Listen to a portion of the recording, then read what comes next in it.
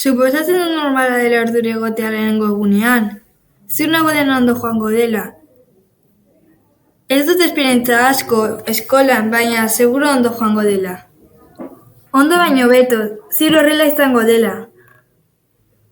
Urte batzuk daramatzat atzeratuta, baina ez da arrazoia baikorra ez izateko.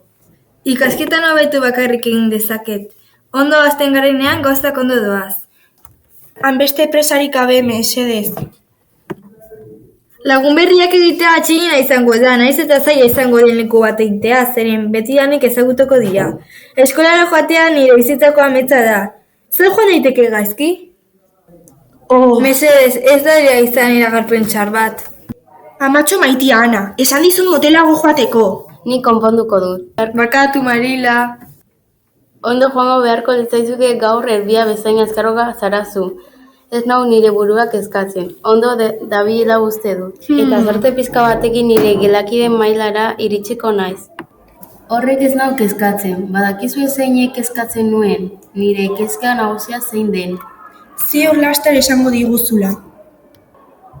Ile nazkagarri hau da, nazkagarri, gorrotogarri eta ilegorri zahar hau.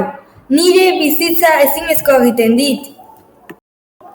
Ana Schindler Kuber, beste kezka nagusi bat ilatzea proposatzen dizut. Eta nire oreztak gorroto ditu. Eta segurazki umeen gustukoa izango nintzateke ederra izango banitz. Azte tontakeria, dudarik gabe arroputza zara. Lore bat ederra ez badiz, inork ez luke usainduko. Gainera ezein naiteke izan arroputza eta itxuzia. Nahikoa da. Ondo moldatuko zara, kexatzeari usten badiozu eta indartsu egiten bazara.